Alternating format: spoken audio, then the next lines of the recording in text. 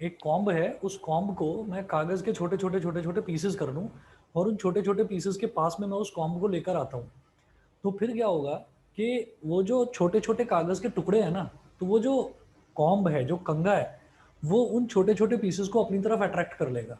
ठीक है। अब ये जो पूरा प्रोसेस है, इस प्रोसेस को हम ये कहते हैं कि यहाँ से ऐसा क्या हो गया कि मैंने अपने बालों में कंघा घुमाया और फिर मैंने उस कंघे को मैं कागज़ के छोटे छोटे टुकड़ों के पास लेकर आया, तो उसने उनको कागज़ के पीसेस को अट्रैक्ट कर लिया। और पहले ऐसा क्या था कि पहले उसने अट्रैक्ट नहीं करा था। तो देखिए ऐसा होता है कि एक नई टर्म है जो आप लोग अभी देखेंगे, एक नई टर्म है, उसको हम बोल देते हैं चार्ज। तो चार्ज का मतलब ये होता है कि चार्ज का मतलब ये है कि एक ना इनविजिबल एनर्जी होती है, वो एनर्जी किसी भी बॉडी के अंदर डेवलप हो जाती है, किसी भी बॉडी के अंदर कोई भी बॉडी उस एनर्जी को एक्वायर कर सकती है थ्रू सम प्रोसेस। जैसे एक प्रोसेस है रबिंग वाला। तो हम जब कॉम्ब को अपने बालों में करते हैं ना, तो क्या है कि बाल जो हैं, जो हेयर हैं, वो भी क्या है कि जैसे कि छोटे छोटे फाइबर हों, तो वो फाइबर की तरह है। तो हमने क्या करा कि हमने हेयर में जैसे ही कॉम्ब को रब करा, तो कॉम्ब के अंदर एक प्रॉपर्टी डेवलप हो गई, that property is known as charge. और उस चार्ज में एक अट्रैक्शन की प्रॉपर्टी होती है कि वो लाइट ऑब्जेक्ट्स जैसे कि बहुत हल्का जो कागज़ होता है, तो कागज़ के जो हल्के हल्के टुकड़े हैं, जो छोटे छोटे टुकड़े हैं, वो उनको अट्रैक्ट कर लेगी, अपनी तरफ खींच लेगी। ठीक है। अच्छा, तो अब मैं ये कहता हूँ कि इस प्रॉपर्टी को हम चार्ज बोलते हैं, तो इस चीज़ को ना आप नोट कर लीजिए। आप लिखेंगे सबसे पहले, if we bring a plastic comb, ये मैं जो आपको करवा रहा हूँ साइंस में, जो भी कुछ करवा रहा हूँ, वो आप देख लीजिए, चाहे फिजिक्स हो, चाहे केमिस्ट्री हो, चाहे बायो हो, हम उसमें लेकर चल रहे हैं। ये जो आपकी बुक है लखमीर सिंह, तो लखमीर सिंह में से मैं आपको करवा रहा हूँ। तो लखमीर सिंह में ये पहला चैप्टर दे रखा है, chapter number 1, electricity.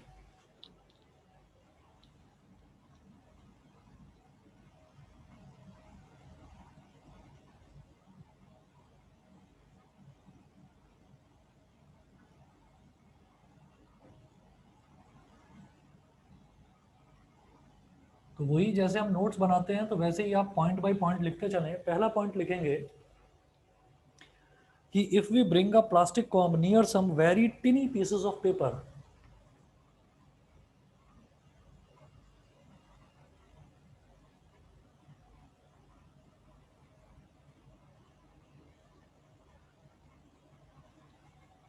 if we bring a plastic comb near some very tiny pieces of paper, near some very tiny pieces of paper,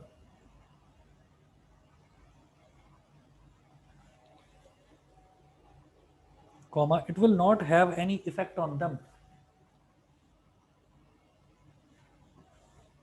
It will not have any effect. It will not have any effect on them. It will not have any effect on them, comma, it will not have any effect on them, full stop। फिर उसके बाद next point लिखेंगे कि if however the comb is first rubbed,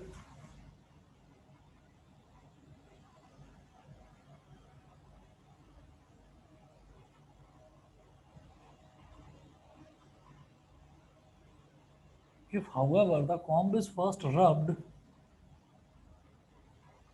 with, if however the comb is first rubbed with dry hair and then brought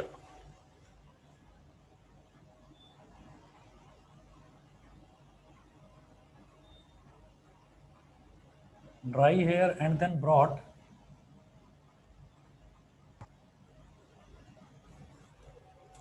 dry hair and then brought near the tiny pieces of paper,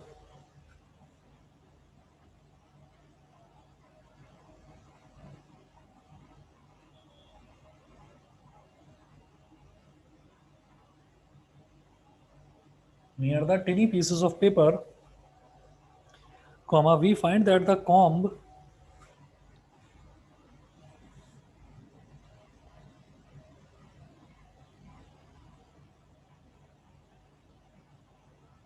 we find that the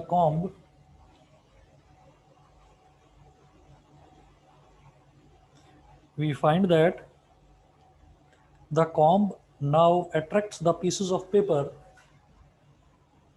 now attracts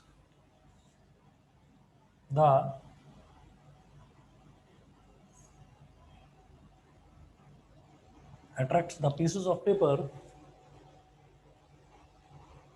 paper towards itself.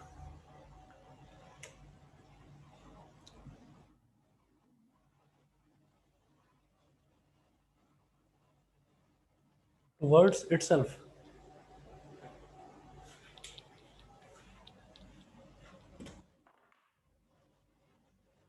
Towards itself. ठीक है, next point लिखेंगे, 2 points ये हुए, तीसरा point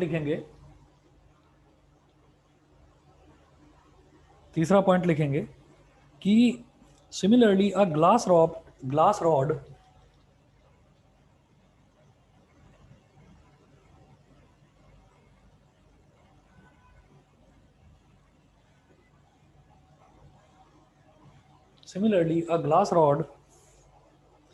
rubbed with silk cloth, a glass rod rubbed with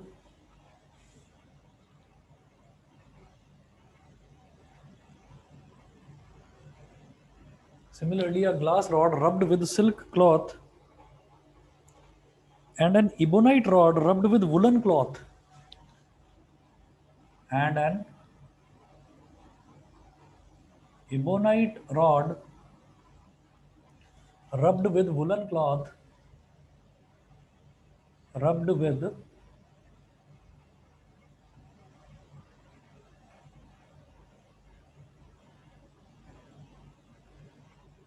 woolen cloth also acquire the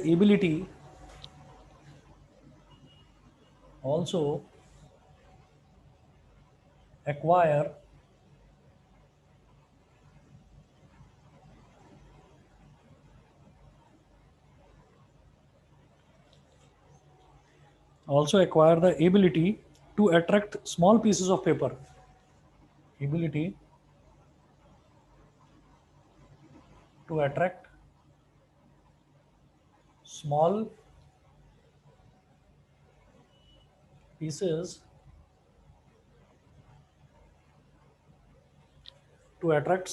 of paper and are said to have electric charge and are said to have electric charge.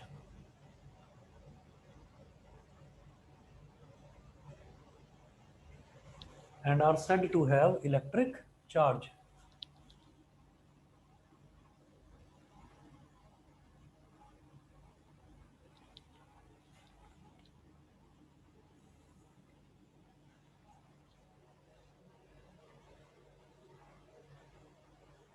And are said to have electric charge.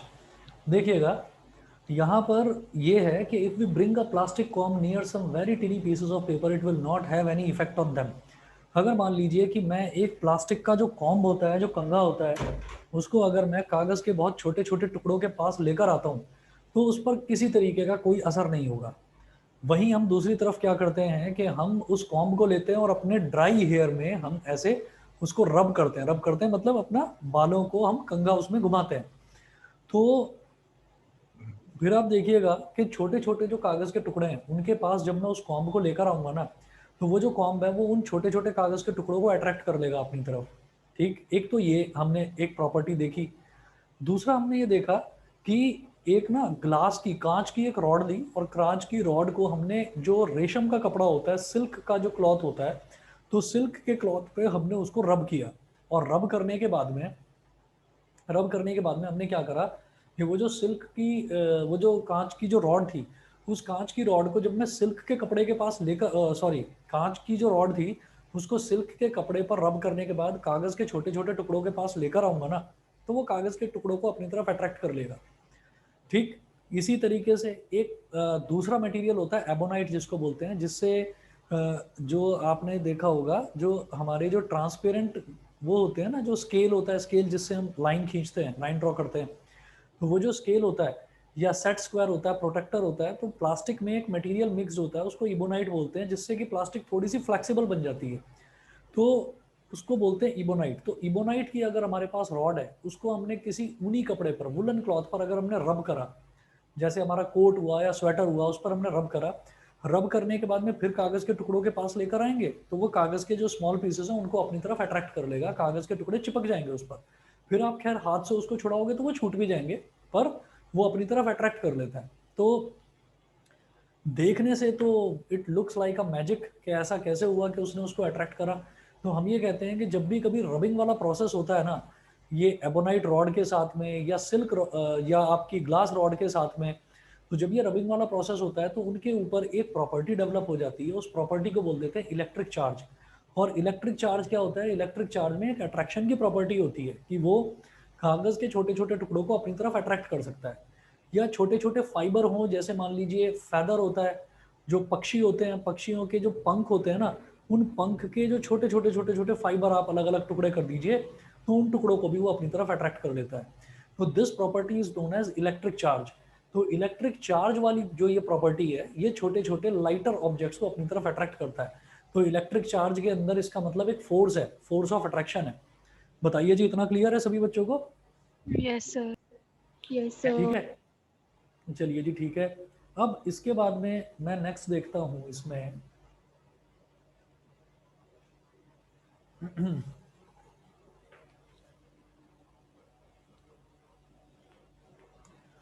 आगे आप note करेंगे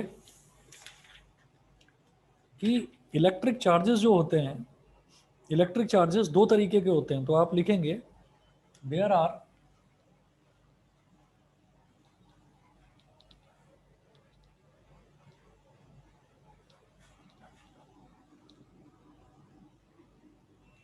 there are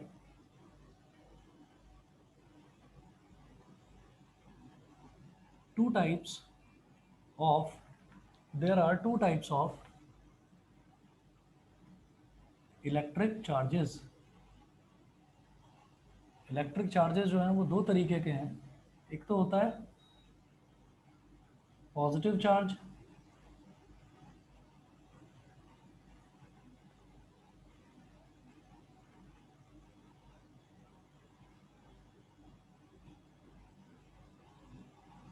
एक होता है positive charge और एक होता है negative charge.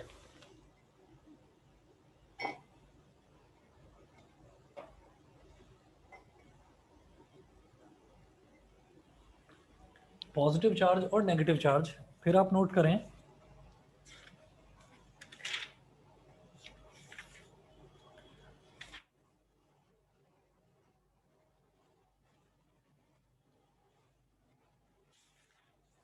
Opposite charges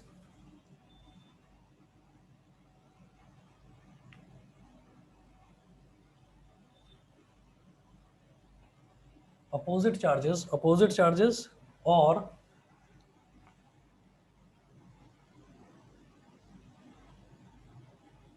opposite charges और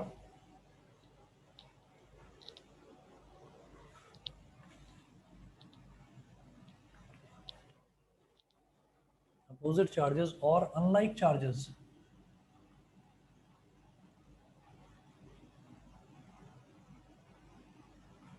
अपोजिट चार्जेस और unlike charges attract each other.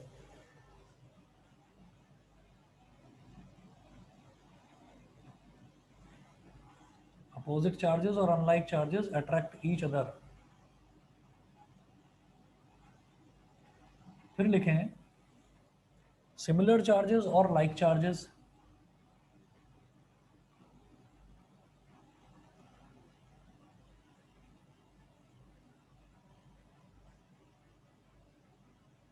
Similar charges और like charges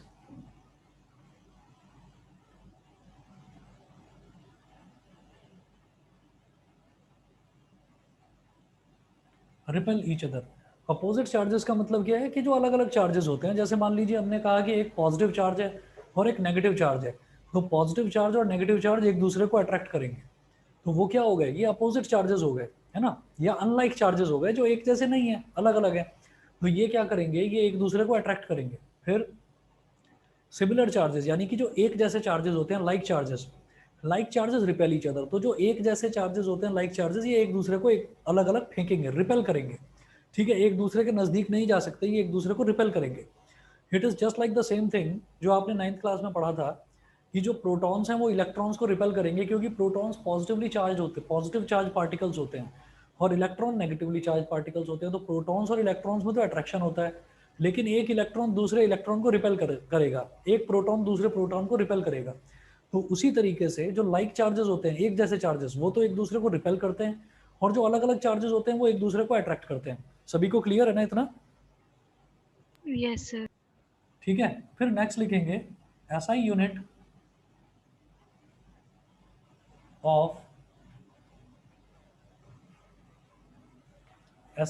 of electric charge is coulomb. Bracket में लिख रहा हूं मैं कैपिटल सी, ब्रैकेट में लिख रहा हूं कैपिटल सी। जो इलेक्ट्रिक चार्ज होता है, इलेक्ट्रिक चार्ज की जो एसआई यूनिट होती है वो कूलम्ब होती है। ठीक है, अच्छा जी।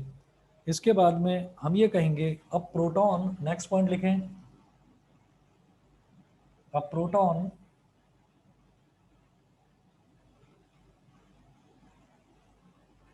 possesses, P-O-S-S-E-S-S-E-S, possesses a a proton possesses a positive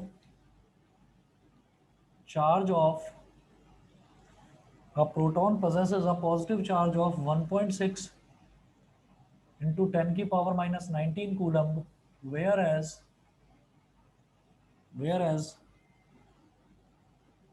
an electron possesses a negative charge of 1.6 into 10 की power minus 19 coulomb.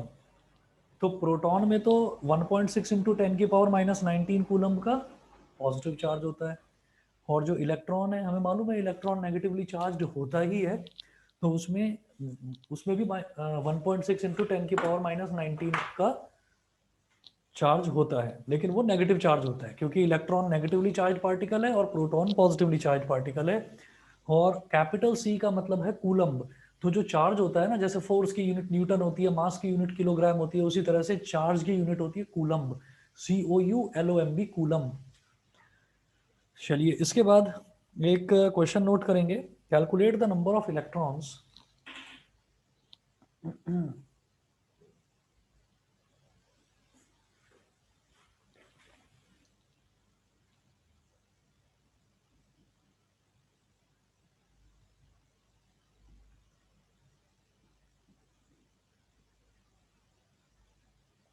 calculate the number of electrons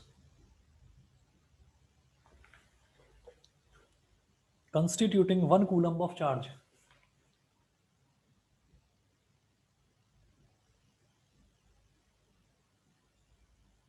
Constituting 1 coulomb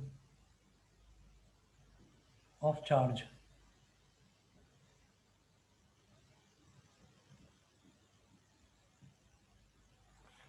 Calculate the number of electrons constituting 1 coulomb of charge. इसका मतलब क्या है कि आपको ये बताना है कि जैसे हमने एक चीज तो देख ली अभी अभी, कि एक जो इलेक्ट्रॉन है उसके अंदर 1.6 इंटू 10 की पावर माइनस 19 कूलम्ब चार्ज होगा। इतना चार्ज किस में होगा? एक इलेक्ट्रॉन में होगा। तो वो आपसे पूछ रहे हैं कि आप ये बताइए कि calculate the number of electrons constituting 1 coulomb of charge. 1 coulomb यानी कि एक कूलम्ब अगर है तो वो एक कूलम्ब चार्ज कितने इलेक्ट्रॉन्स में होगा? तो हमसे क्या पूछा जा रहा है? एक कूलम्ब चार्ज कितने इलेक्ट्रॉन्स, हाउ मेनी इलेक्ट्रॉन्स। तो नंबर ऑफ इलेक्ट्रॉन्स मुझसे पूछा जा रहा है। तो यूनिटरी मेथड में हम ये कर चुके हैं कि जो चीज़ हमसे पूछी जाती है उसको हम राइट हैंड साइड पर रखते हैं। तो जैसे हमें ये बताया कि वन इलेक्ट्रॉन possesses 1.6 इंटू 10 की पावर माइनस 19 कूलम चार्ज। इतना चार्ज होता है एक इलेक्ट्रॉन में। तो हमसे ये पूछा जा रहा है हाउ मेनी इलेक्ट्रॉन्स, तो मैं इलेक्ट्रॉन्स को राइट हैंड साइड में रखूंगा। यहां पर हम ये कहेंगे कि as we know that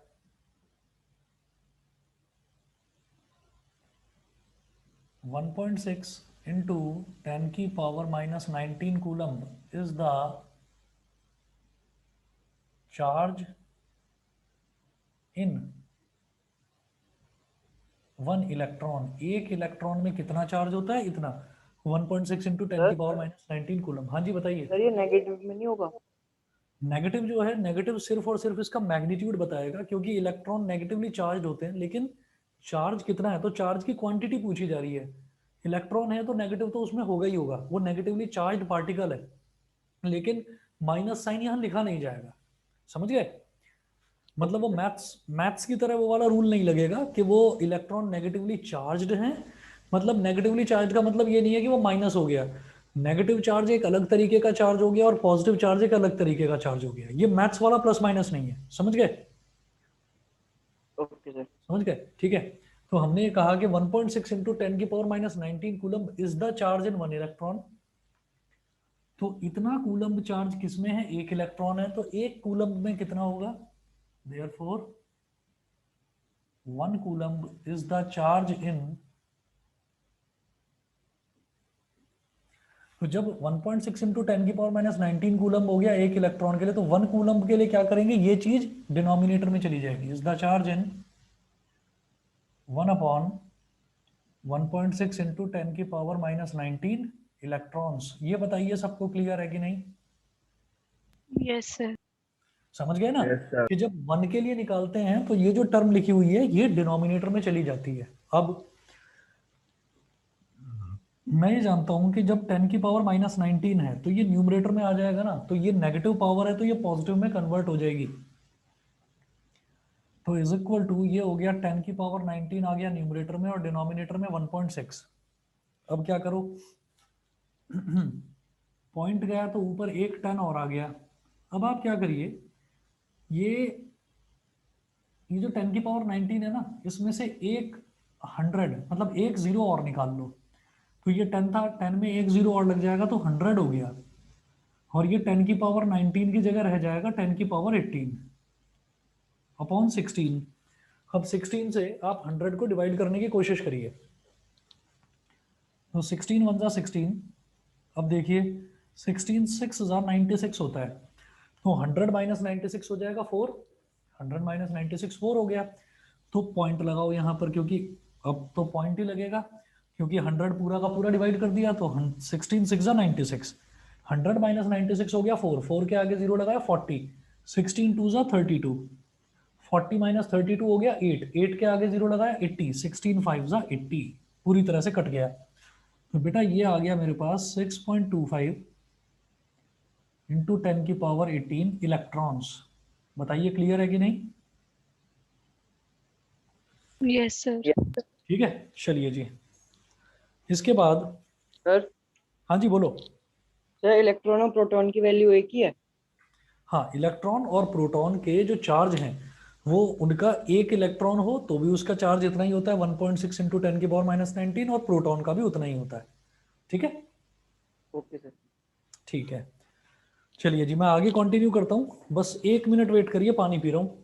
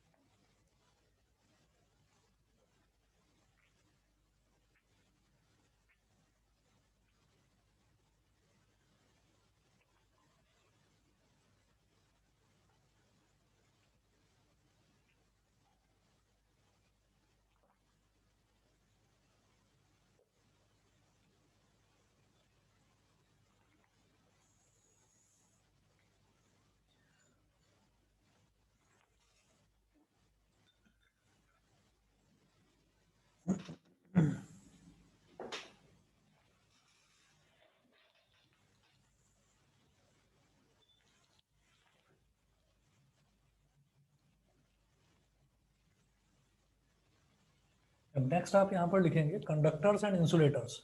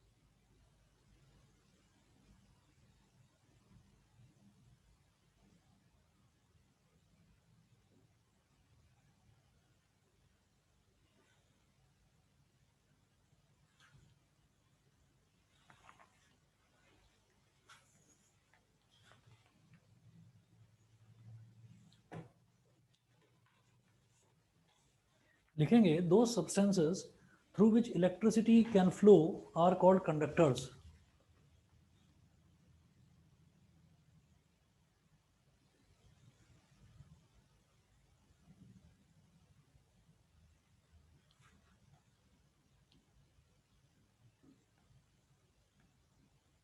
Those substances through which electricity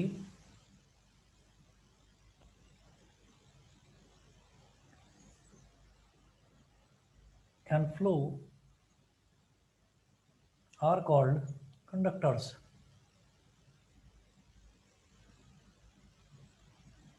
Example: iron, copper, aluminium,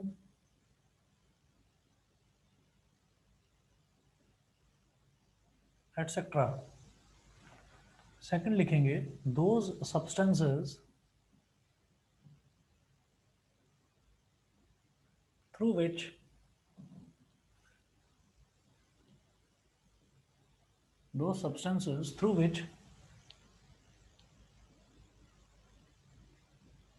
electricity cannot flow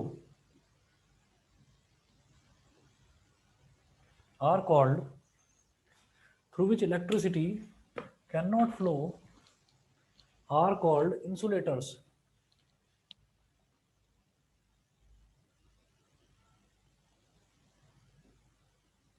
Example: wood, plastic,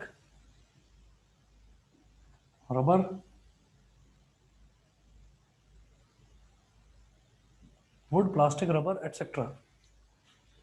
ये हो गया।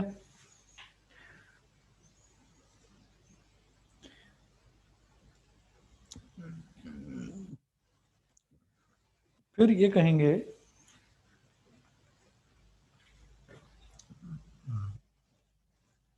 why electricity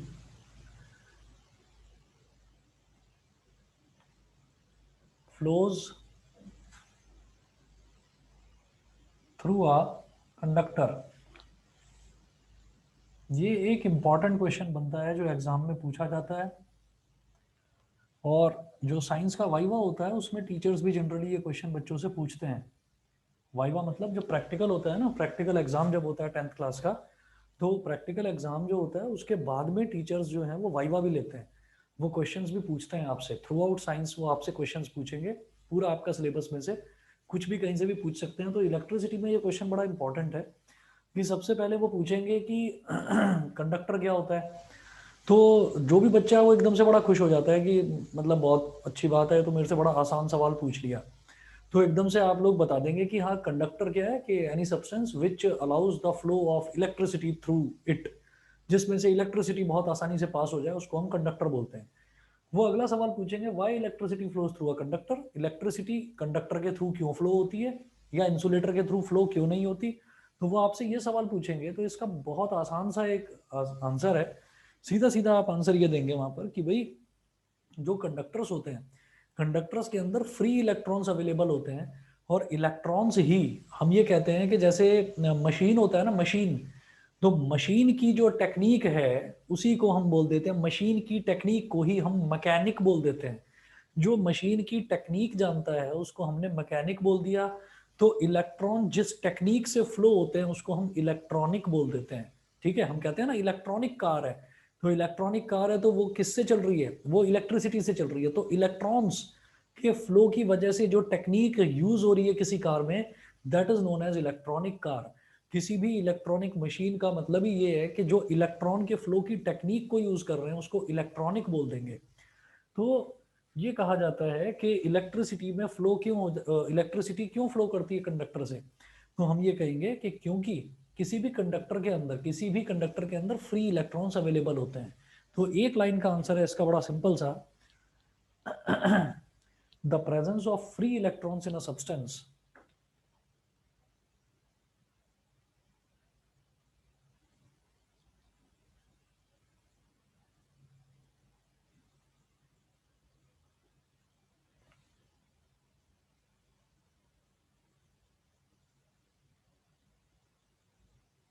the presence of free electrons the presence of free electrons in a substance makes it a conductor of electricity. The presence of free electrons in a substance makes it a conductor of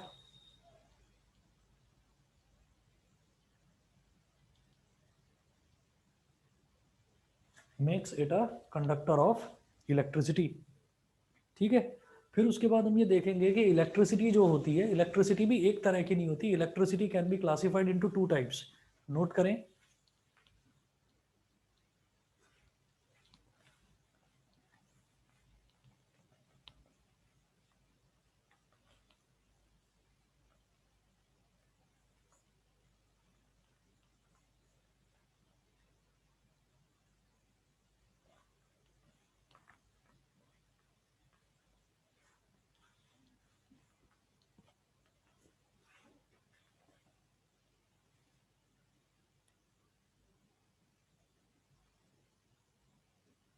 electricity can be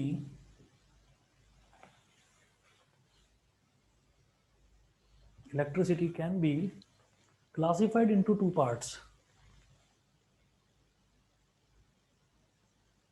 Electricity can be classified into two parts.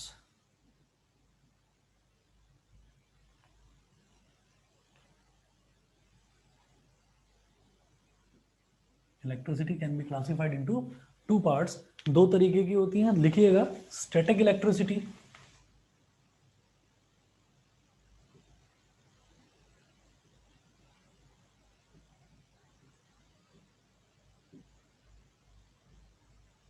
और second है current electricity.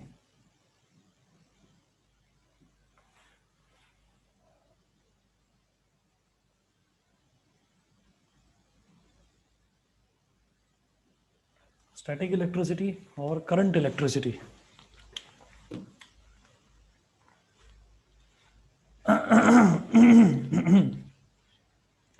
इसमें लिखेंगे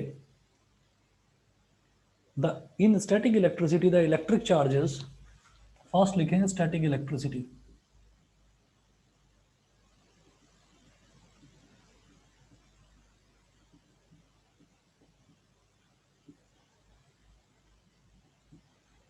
इन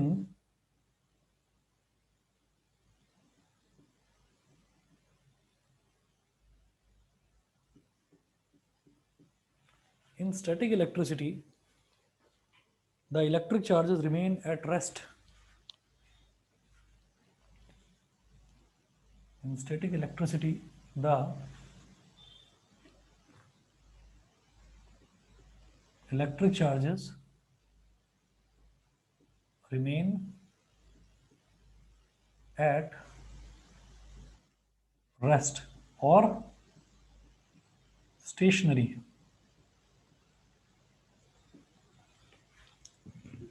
और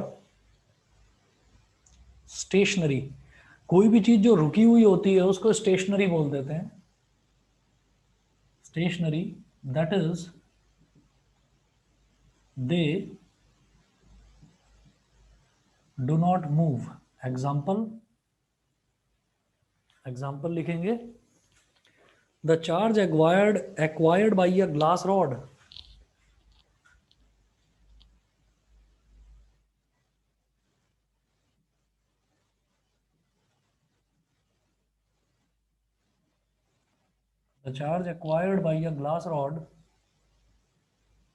when rubbed with a silk cloth. ये static electricity का example है। ये इसमें जो चार्जेस हैं वो मूव नहीं करते, वो मोशन में नहीं होते, वो रेस्ट में होते हैं, उसको बोलते हैं स्टैटिक इलेक्ट्रिसिटी। सेकंड लिखेंगे बेटा current electricity.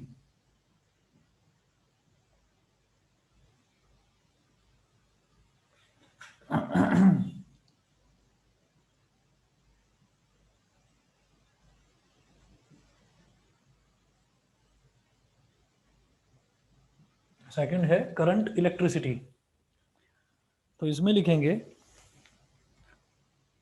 The electric charges in current electricity, the electric charges are in motion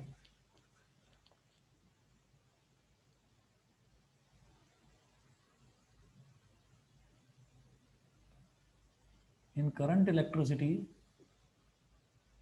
the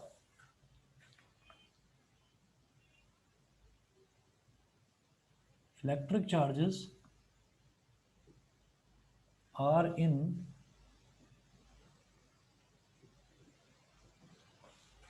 current electricity, the electric charges are in motion.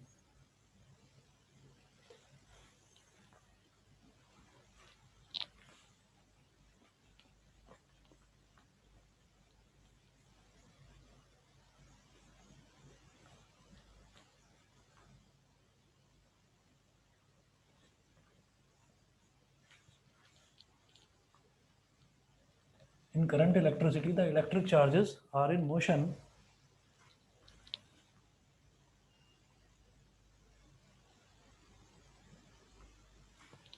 The electric charges are in motion and produce an electric current.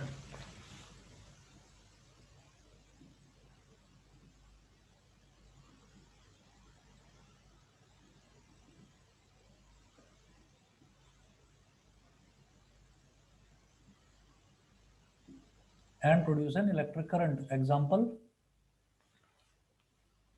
इसका example note करें, the electricity which we use in our Holmes.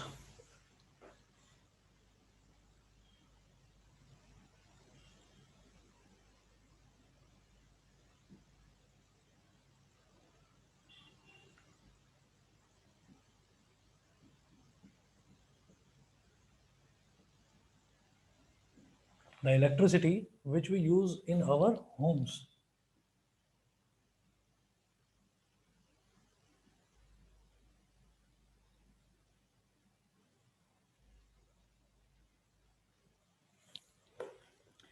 अच्छा, इसके बाद next topic लिखेंगे बेटा electric potential.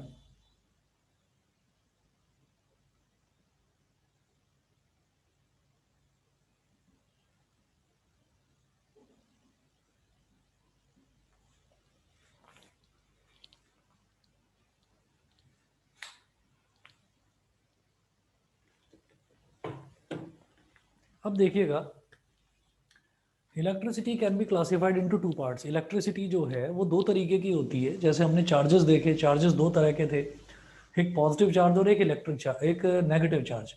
इसी तरीके से इलेक्ट्रिसिटी भी दो तरीके की होती है, एक स्टैटिक इलेक्ट्रिसिटी कहलाती है और दूसरी होती है बेटा करंट इलेक्ट्रिसिटी।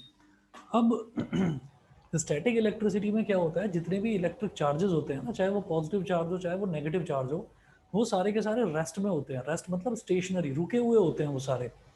और वो उसका एक एग्जाम्पल, जैसे हमने देखा कि एक ग्लास रॉड को लिया और ग्लास रॉड को हमने सिल्क के कपड़े पर रब करा, तो रब करने से उसके अंदर एक प्रॉपर्टी डेवलप हो गई, चार्ज डेवलप हो गया, जिसकी वजह से वो छोटे छोटे पीसेस ऑफ पेपर को अपनी तरफ अट्रैक्ट कर लेता था। ठीक है, तो ये एग्जांपल हो गया स्टैटिक इलेक्ट्रिसिटी का। उसके बाद सेकंड देखेंगे करंट इलेक्ट्रिसिटी। अब करंट इलेक्ट्रिसिटी में क्या है, in current electricity the electric charges are in motion. Current electricity में जो इलेक्ट्रिक चार्जेस होते हैं वो सारे के सारे मूवमेंट में होते हैं, मोशन में होते हैं। और जो हम अपने घरों में इलेक्ट्रिसिटी यूज कर रहे हैं ना, वो उसी करंट इलेक्ट्रिसिटी का ही एग्जांपल है। ठीक है, ये सभी बच्चों को क्लियर है बेटा यहाँ तक? बताइए। Yes, sir. Yes sir. ठीक है, चलिए जी। उसके बाद उसके बाद नेक्स्ट टॉपिक आपने देखा इलेक्ट्रिक पोटेंशियल। पहले इसकी डेफिनेशन लिखिए, फिर आपको एक्सप्लेन करता हूं।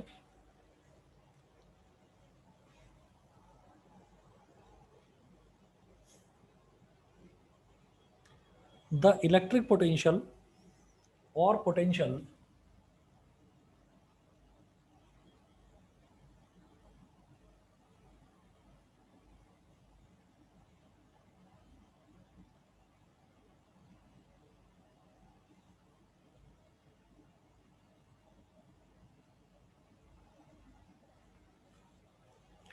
इलेक्ट्रिक पोटेंशियल और सिंपली पोटेंशियल लिख देते हैं। द इलेक्ट्रिक पोटेंशियल और potential at a point in an electric field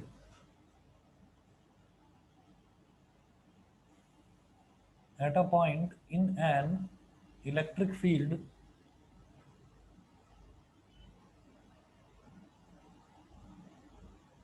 the electric potential or potential at a point in an electric field is defined as the work done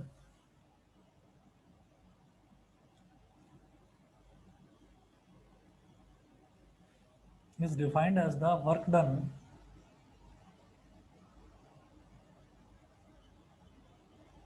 is defined as the work done in moving a unit positive charge in moving a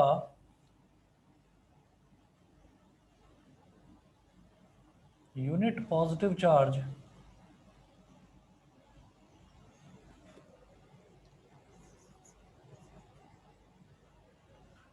from infinity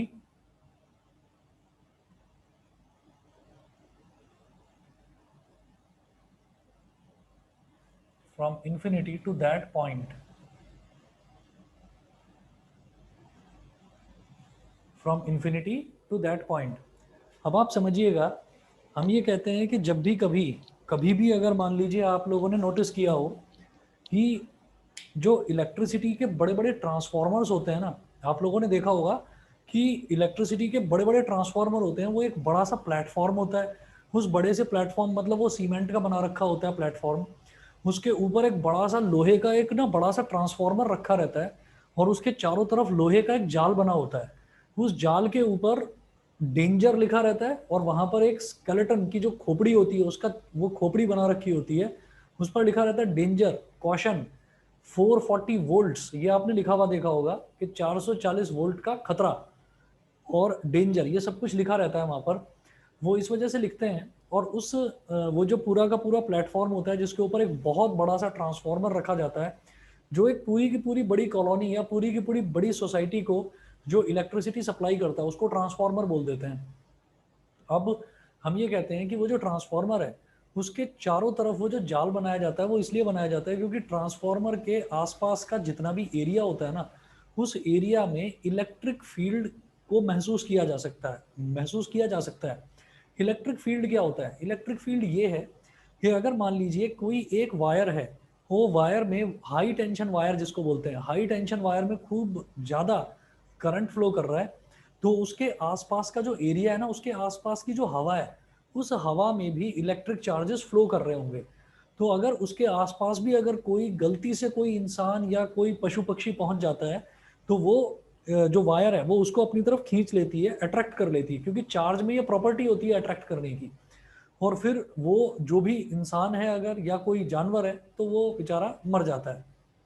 तो इसी वजह से ये कहा जाता है कि जहां पर हाई टेंशन वायर्स हैं, उन हाई टेंशन वायर से थोड़ा सा बचकर रहना चाहिए, क्योंकि वहां पर जान का खतरा होता है। तो इसीलिए जो गवर्नमेंट है, गवर्नमेंट भी इस चीज़ पर ध्यान देती है और स्टेप्स लेती है कि कई बार इंसान से गलती हो जाती है, किसी से बात कर रहा है, उसका ध्यान नहीं गया कि मैं जहाँ पर खड़ा हुआ हूँ मेरे आसपास एक ट्रांसफार्मर है और मुझे करंट लग सकता है, मेरी जान जा सकती है। तो ऐसे में गवर्नमेंट ही स्टेप्स उठाती है इस चीज को लेकर कि अगर कहीं पर भी ट्रांसफार्मर है तो उसके आसपास आप एक लोहे का जाल बना दीजिए, ताकि अगर कोई भी इंसान अगर टकराएगा तो पहले वो उस जाल से टकराएगा, और वो जाल वो जो पूरा एरिया कवर करा जाता है वो एरिया होता है जहां पर इलेक्ट्रिक फील्ड बहुत ज़्यादा होता है। तो इलेक्ट्रिक फील्ड का मतलब क्या है कि एक ऐसा एरिया, एक करंट कैरिंग डिवाइस के आसपास का एक ऐसा एरिया जहां पर करंट की प्रेजेंस को महसूस किया जा सके, that is known as electric field.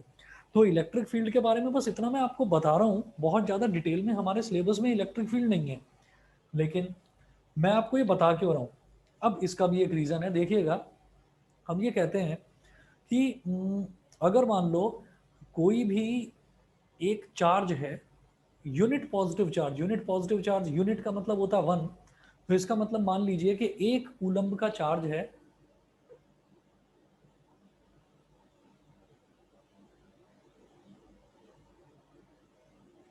तो 1 कूलम्ब का 1 कूलम्ब का चार्ज है। बेटा 1 मिनट के लिए वीडियो थोड़ी सी खराब हुई। हाँ हाँ, तो ये कैसे पॉज हो रहा है बार बार। तो मान लीजिए कि 1 कूलम्ब का चार्ज है और वो ना बहुत दूर कहीं पर रखा हुआ है, बहुत दूर मतलब इनफाइनाइट डिस्टेंस पर, इन्फिनिटी जिसको बोल देते हैं। तो इन्फिनिटी से हम उस चार्ज को उठाकर लेकर आए और हमने उसको लाकर किसी एक इलेक्ट्रिक फील्ड में रख दिया। दोबारा बताता हूँ, इलेक्ट्रिक फील्ड क्या होता है? एक वो एरिया, करंट कैरिंग डिवाइस के आसपास वाला वो एरिया जहां पर इलेक्ट्रिक करंट की प्रेजेंस को महसूस किया जा सके। वहां पर अगर कोई भी इंसान अपना हाथ ले जाएगा या कोई भी बॉडी पार्ट ले जाएगा तो उसको करंट लगेगा। जरूरी नहीं है कि आप किसी करंट कैरिंग वायर को टच करें तभी करंट लगेगा। तो करंट कैरिंग वायर के आसपास भी, इसीलिए जितने भी वायर होते हैं ना, जैसे मान लीजिए हमारा मोबाइल फोन का चार्जर है या लैपटॉप का चार्जर है या कोई भी वायर है, तो वो वायर इसीलिए उसके ऊपर रबर की कोटिंग करी होती है, वो प्लास्टिक की कोटिंग होती है उस वायर के ऊपर। वो कभी भी आपको डायरेक्ट नहीं दिखाई देगा कि वो कॉपर का वायर है या एल्यूमिनियम का वायर है, ऐसा नहीं होता। हमेशा उसके ऊपर कोटिंग होती है ताकि किसी को करंट ना लग जाए। तो इलेक्ट्रिक फील्ड क्या होता है कि कोई भी करंट कैरिंग कंडक्टर है उसके आसपास जो रीजन होता है वो इलेक्ट्रिक फील्ड कहलाता है। तो हमने इन्फिनिटी से कोई एक 1 कूलम्ब का चार्ज, यूनिट पॉजिटिव चार्ज जिसे बोलूंगा मैं, लिख रखा है यहाँ पर यूनिट पॉजिटिव चार्ज को इन्फिनिटी से लेकर आए और इलेक्ट्रिक फील्ड में लाकर रख दिया। तो लेकर आने में और लाकर रखने में जो वर्क करना पड़ा, जो वर्क डन करना पड़ा, that work done is known as electric potential. Electric potential और potential at a point in an electric field के अंदर is defined as the work done in moving a unit positive charge from infinity to that point। Electric field के अंदर किसी एक point पर एक charge को लाकर रखना, कहां से? इन्फिनिटी से चार्ज को लाकर रखने में जितना वर्क डन करना पड़ा, that work done is called electric potential. बताइए जी, क्लियर है सबको? Yes, sir.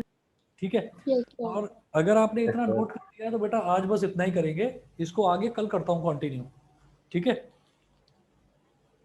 Okay sir, Thank you, sir. Thank you. चलिए जी, okay thank you sir. Okay Thank you, sir. Okay.